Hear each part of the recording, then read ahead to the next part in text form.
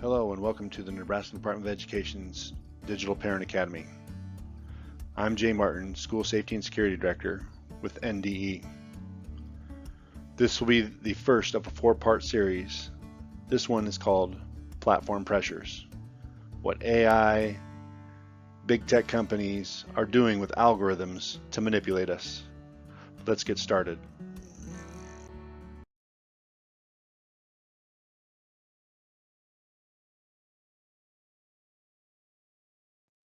As was mentioned, Digital Wisdom Framework consists of four parts. Platform Pressure will be our first part. We'll eventually get into synthetic media, exploiting our emotions, and digital fitness. It's all about learning to be safe and secure before navigating online on these platforms. Sink or swim digitally. Would we turn over our car keys to a child without training them to drive first? No, we probably wouldn't just hand over our keys. We would want to train them first. How many of you were taught how to swim? How many of you were just thrown into the water, much like I was? Unfortunately, that's the scenario that we did to children. We threw them into a digital pool. There's a lot of fun things in this pool, but there's also some concerns. That's what we're going to address in this Digital Parent Academy. What training or lessons are kids being given on digital devices or platforms? Chances are they actually educated us as the adults. Unfortunately, guys, we got to change that dynamic. We got to be better as parents to give the digital lessons and establish the digital culture that needs to occur at home and in schools. It's up to us to work together to put out these wildfires that are occurring online today. The point behind this, guys, is it's about being digitally wise. It happens when we prepare together. As the School Safety and Security Director under 792144, I'm supposed to provide guidance and support under digital citizenship, but it goes beyond that. It also includes digital literacy, how these nuances are impacting all of us, digital issues like cyberbullying, sexting, and human trafficking, the digital privacy issues with the media platforms compromising our own privacy, what we need to really be doing about that, also addressing digital media's impact on our physical, mental, behavioral, and emotional well-being. How many of you have seen the picture on the top left? Devices have had the power to devalue us as humans. Hopefully you're not sharing a hug, just like what we see in the bottom left. Before talking about platform pressures, I want to talk about some of the things that impact teens today. One of those is that conflict between parents and teens. They don't always agree.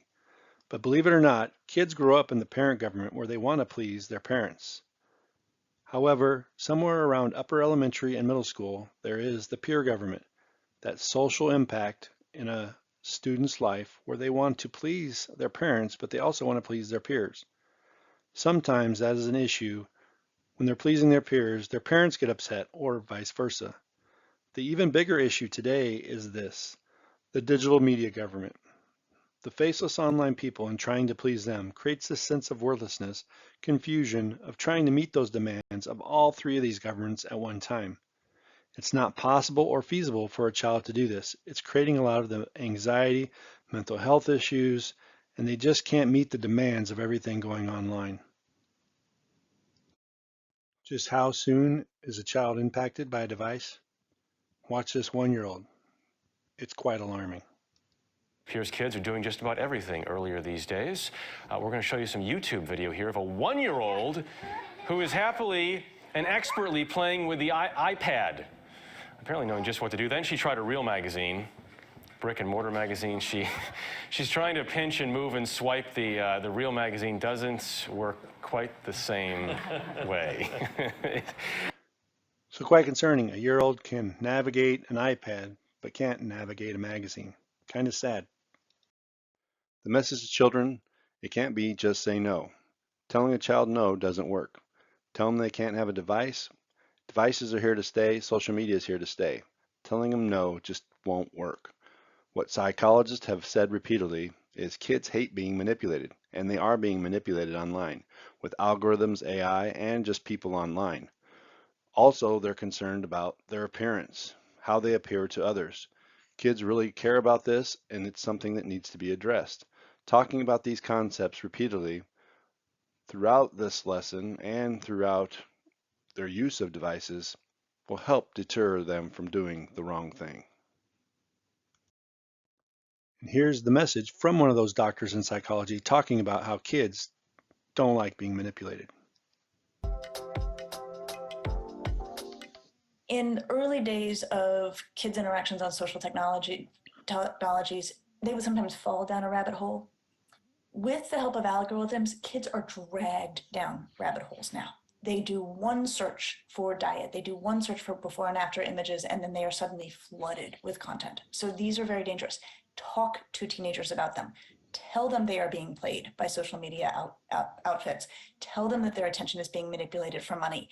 David Yeager at UT Austin does great work. Teenagers do not like to be manipulated. He has showed this. Teenagers will change their behavior when they understand they're manipulated. So talk to them about what is going on.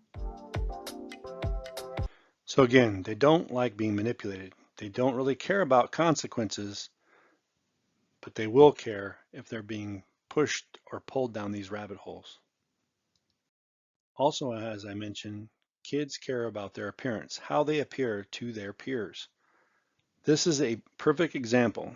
This is a teen who was in a driving simulator. He drove just fine when he was driving by himself. But when he is given the cue that, hey, your friends are watching you in this driving simulator, watch how his driving actions change. Crash, bang.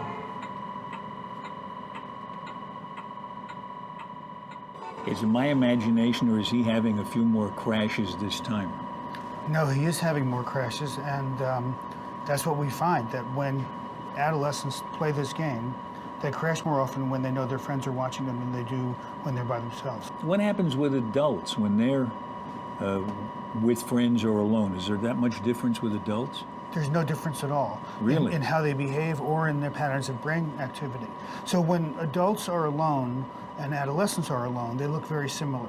It's when you put adolescents with their friends that their behavior and their brain pattern changes. The brain pattern change is in the regions that respond to reward, principally in an area called the ventral striatum. When young people are alone playing the game, the ventral striatum remains quiet. But with friends around, it lights up. During adolescence, peers are so important that their presence activates the brain's reward circuitry, and that makes adolescents, under that condition, pay more attention to the potential rewards of a risky choice and less attention to the potential downside. So as you can see, kids are more likely to take risk because they want to appear to their friends like they fit in. And unfortunately, that risk over reward leads to issues. So as I mentioned, they're in this digital pool. The digital pool has a lot of pros and some cons. Unfortunately, what we're seeing is today, kids are in a situation where they see nobody, hear nobody, and speak to nobody. They're kind of locked into their device. Again, that's part of those cons that we're seeing. There are a lot of positive things in our digital pool, the virtual connections, barriers to free interaction, but unfortunately those bullying, deception, anxiety, loneliness are all real factors that are coming into play. The digital overload versus finding true balance is what we need to look at. How do we find that balance? So let's look at platforms and how they are pressuring us. Platforms' goals are to keep us on their platform, to hold our attention, capture some data, create addiction, and play on our behavioral tendencies. Understanding these dynamics is a key part of digital wisdom. Devices have been impacting human behavior for as long as they've been around. Here is a perfect example, the radio in 1921. We see Dempsey pressing Carpentier when suddenly George lands an overhand right that staggers the champion. Those who are listening to the fight on the first coast-to-coast radio broadcast. So we had more people listening to this event than were actually at the event. The radio changed human behavior. We started sitting by a radio to listen to sporting events, news, comedy shows, and things of that nature.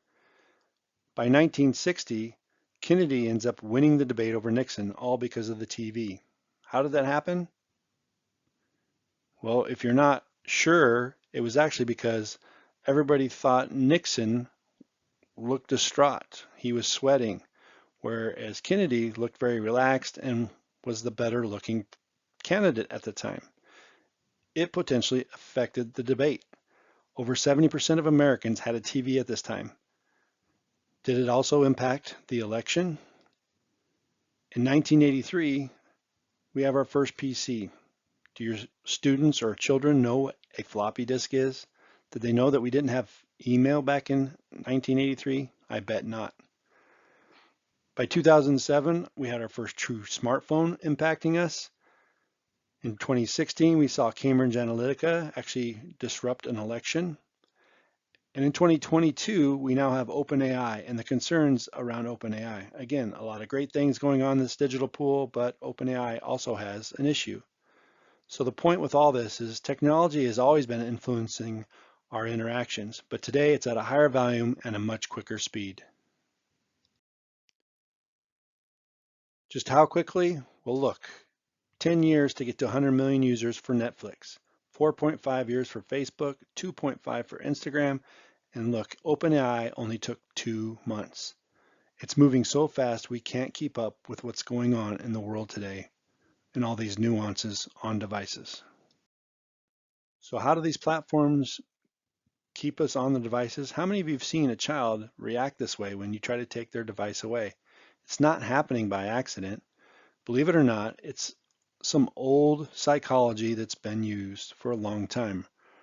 Robert Spolansky and Dr. Skinner both had this, and they used it on rats.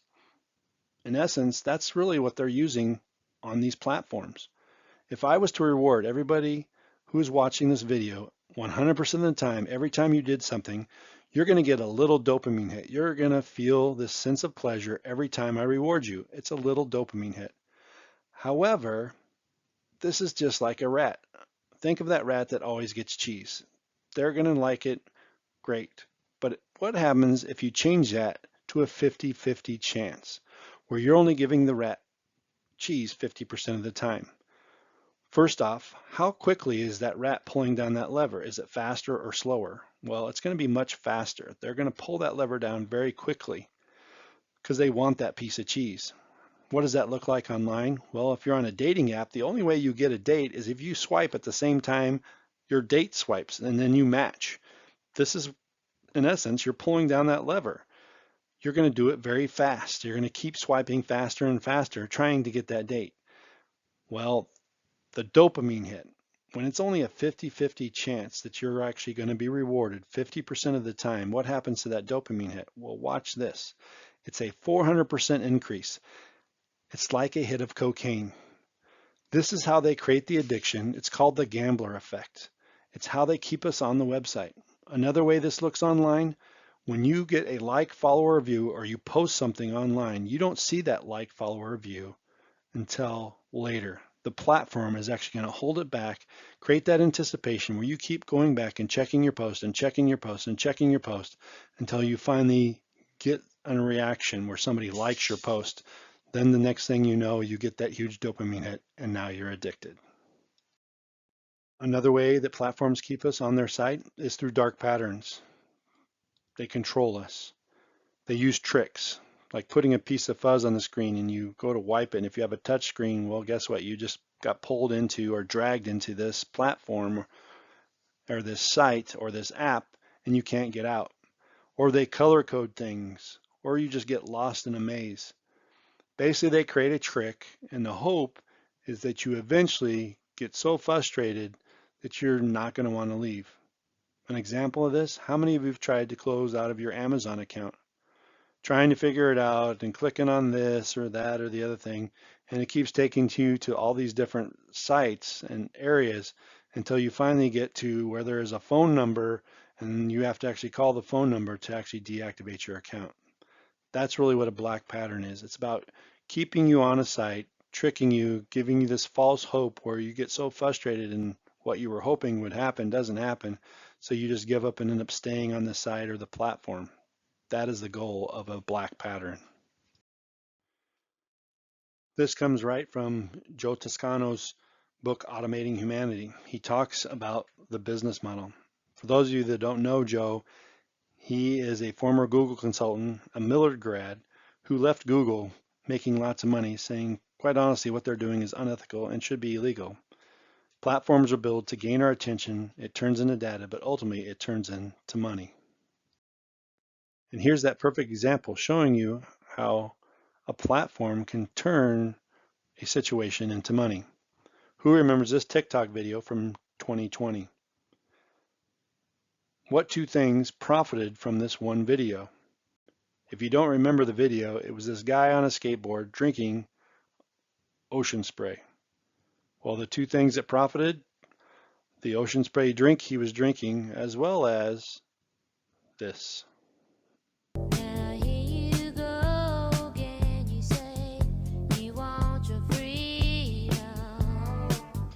So everybody started imitating this video, hopping on a skateboard, drinking ocean spray, and playing Fleetwood Mac song. Ocean spray had a huge market value in 2020, and Fleetwood Mac song jumped to the top of the charts all in 2020 because of a TikTok video and everybody imitating it.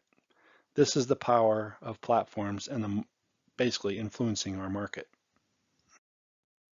So from Joe's book, Automating Humanity, they are built to capture data. It's addictive in nature, but more importantly than anything, they're altering our behavior on a level that's a lot different than the radio and at a pace that we can't keep up with. They're pulling us down these rabbit holes.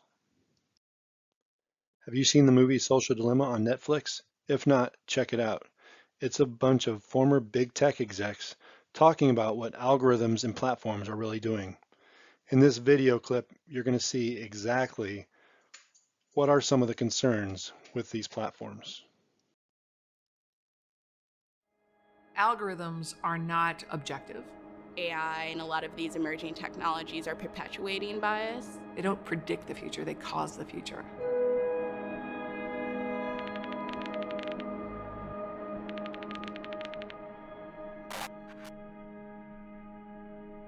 Algorithms are not objective. Algorithms are optimized to some definition of success. It uses historical data to predict future success.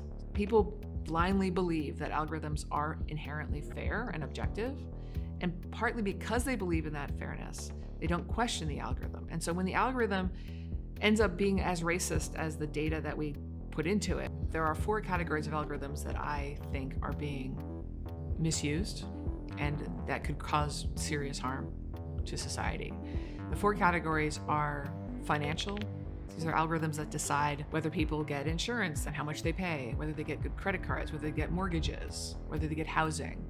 You go to a credit card website, you don't get information about credit cards. You get sized up and sussed out, and they show you the credit card they think you deserve. The second category is liberty related. How are you policed? How long do you go to prison? Do you get incarcerated awaiting trial? The third category is livelihood stuff. Your job. Do you get an interview for this job you've applied for? Do you get the job? Do you get a raise? What hours do you work? One example that got a lot of media coverage was a hiring algorithm that disproportionately favored individuals whose names were Jared and played lacrosse, because the majority of individuals that performed well in that company had those 2 facts in common. And then the fourth category is information itself. How do we get information? What do we believe? Political information in particular. All those things are algorithms now, and often they're unfair, and often they're illegal, but we have not figured out how to enforce our anti-discrimination laws. The dystopia that I worry about is that we don't put a stop to opaque, harmful algorithms. Hey, we profiled you from birth. We noticed that you grew up poor in a neighborhood where lots of people don't succeed, and we're gonna predict that you're not gonna succeed. And not only are we gonna predict you're not gonna succeed, we're gonna make sure you don't succeed. So you're not gonna get into a good college, you're not gonna get a good job, you're not gonna get a good loan. because that's what algorithms actually do. They don't predict the future, they cause the future.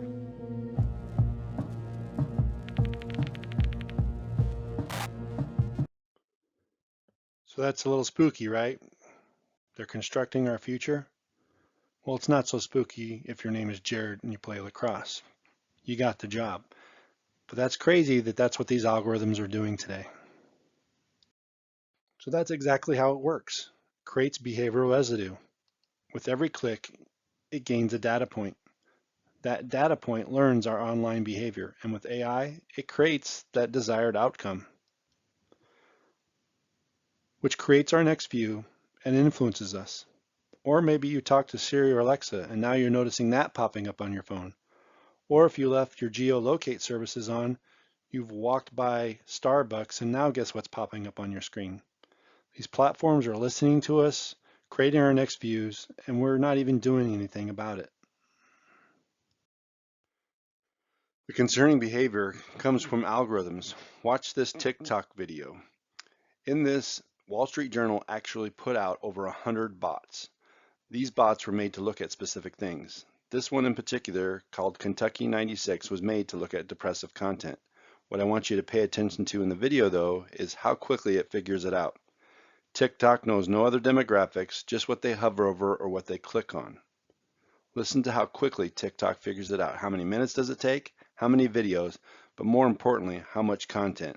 And then think about this, if it was actually not a bot, but actually a child being dragged down this hole. Kentucky 96 lingers over this video containing the hashtag depression. Something's wrong with me. After 224 videos into the bot's overall journey, or about 36 minutes of total watch time, TikTok's understanding of Kentucky 96 takes shape. Videos about depression and mental health struggles outnumber those about relationships and breakups. From here on, Kentucky 96's feed is a deluge of depressive content. 93% of videos shown to the account are about sadness or depression. People been looking at me. I'm just like, what you looking at? We showed our data and many of the videos seen by Kentucky 96 to Shazlo. What we see on TikTok is a bit the same that what we saw on YouTube. So basically the algorithm is detecting that this depressing content is useful to create engagement and pushes depressing content. So the algorithm is pushing people towards more and more extreme content so it can push them toward more and more watch time.